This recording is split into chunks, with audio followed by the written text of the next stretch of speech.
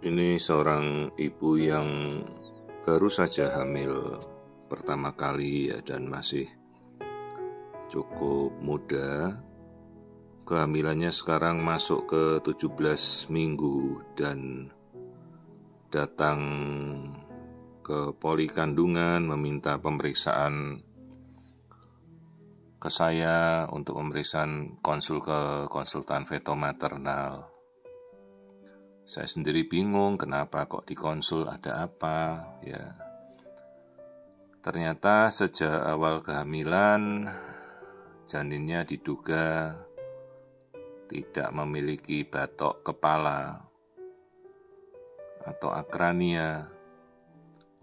Jadi pasien ini bukan pasien saya, tapi datang dari tempat yang cukup jauh ya, dari penghujung pulau Jawa di wilayah kami arah barat, area ke Cilegon sana, Serang Cilegon. Dan dari awalnya dokternya menilai suatu kondisi yang kita namakan akrania.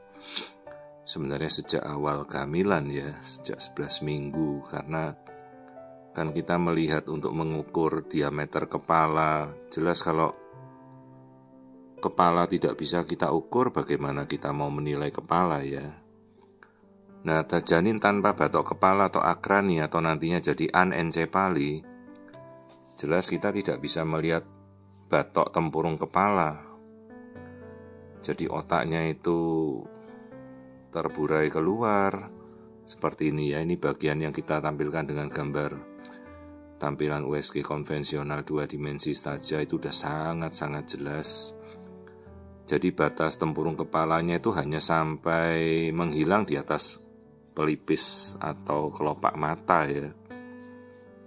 Kalau istilahnya secara medisnya kita namakan frog sign itu. Jadi kalau kita lihat ini batok kepalanya tidak terbentuk ya sejak dia masa embrio.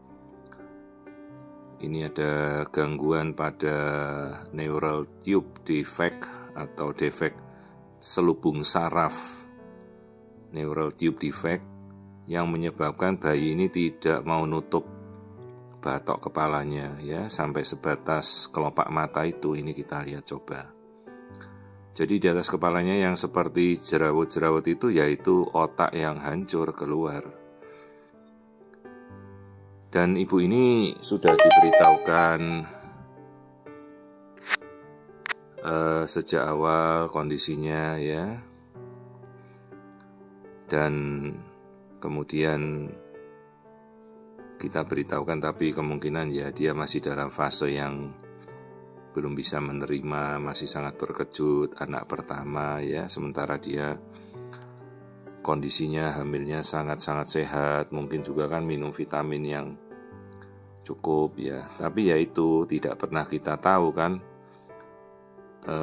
infeksi virus, TORCH, toxorubella, cytomegalovirus, herpes, COVID, SARS-CoV-2 itu tidak pernah dicek ya. Itu bisa juga menjadi penyebab sekalipun ibunya segar bugar, sehat semuanya. Dan saya yakin lah sekarang ibu-ibu hamil pasti sudah mengkonsumsi asam folat dari awal ya. Gitu. Jadi semua penyebab itu kan bisa terjadi, paling sering defisiensi asam folat ya. Karena itu dalam kehamilan berikut dia sudah harus perencanaan 3-6 bulan sebelum hamil lagi untuk mempersiapkan asam folat dosis tinggi, minimal 1 mg sampai 5 mg per hari. Ya, jadi janin ini keseluruhannya dari kepala ke bawahnya normal. Janinnya perempuan, jantung juga normal, seluruh organ tubuh normal kecuali tadi batok kepalanya tidak menutup ya. Ini bukan keterkaitan dengan kromosom atau genetik, jadi ini murni suatu kelainan kongenital bawaan yang sangat-sangat berat, dan jelas ini kan tidak kompatibel untuk suatu kehidupan ya. Kita edukasi ibunya ya, kan mereka punya hak untuk memilih bagaimana ya, karena ini suatu kondisi yang jelas masuk dalam kelainan letal atau mematikan, sama seperti bayi tidak punya ginjal, itu juga sama kondisinya ya.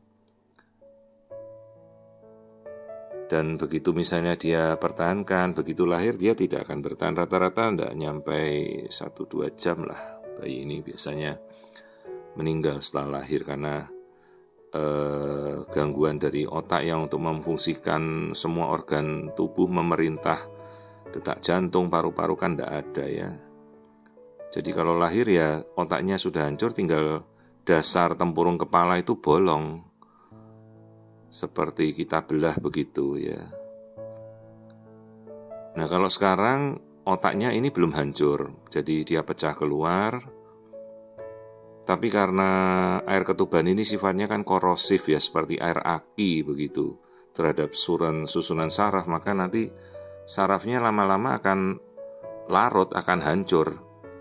Jadi cairan ketuban itu seperti cairan kimia korosif untuk selubung saraf.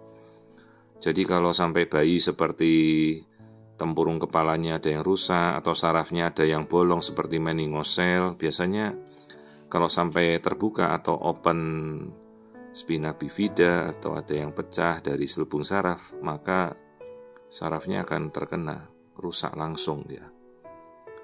Jadi ini istilahnya akrania, bayi tanpa batok kepala. Dan perbedaannya itu air ketubannya yang masih terselubungi oleh selaput ketuban itu seperti sop merah, sop kacang merah gitu ya, karena jaringan otaknya kan sudah mulai hancur.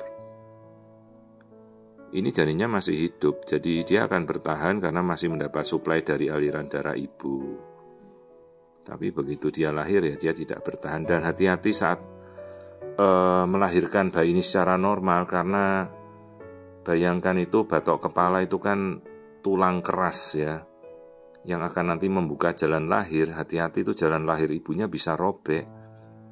Bayangkan saja seperti botol kacanya kita pecahkan, terus kaca pecah itu mendorong melalui jalan lahir ibu, kan bisa trauma sekali, itu jalannya bisa robek, compang-camping, berdarah. Makanya hati-hati. Dan umumnya sulit untuk melahirkan bayi ini secara normal karena batok kepalanya tidak ada, dia tidak bisa membuka jalan lahir sekalipun terinduksi ya. Karena butuh batok kepala yang utuh supaya bisa membuka jalan lahir ibunya sampai pembukaan lengkap. Kalau tidak punya batok kepala kan tidak bisa membuka jalan lahir. Itu resikonya yang harus dipahami saat melahirkan bayi dengan kasus akrania. Ini usianya sudah 17 minggu ya, masih hidup. Hati-hati juga dengan kontaminasi zat-zat kimia ya. Kita harus hati-hati, makanya hindarilah paparan zat-zat kimia apapun selama kehamilan. Mau untuk kosmetika atau apalah ya, hati-hati. Ada yang mengandung aseton itu kan racun untuk janin, untuk embrio. Jadi sebaiknya selama kehamilan ya cukuplah mencari, kalaupun kosmetik ya cari yang komponennya organik ya. Hati-hati sekali ya, termasuk obat-obat yang kita tidak ketahui isinya. Jadi banyak sekali faktor penyebab, mulai dari infeksi virus, parasit, tadi sudah saya sebutkan, defisiensi asam folat, paparan kimia ya, obat-obat kimia, radiasi juga bisa. Mungkin ibunya bekerja di sarana yang mengandung radiasi radioaktif, atau mungkin tinggal di bawah kawasan dengan saluran listrik tegangan tinggi ya, itu juga bisa menimbulkan radiasi medan magnet, bisa merubah genetikanya si janin. Jadi benar-benar persiapan kehamilan berikutnya, angka berulangnya bisa 1% itu cukup tinggi ya. Kasus-kasus akrania tanpa batok kepala seperti ini.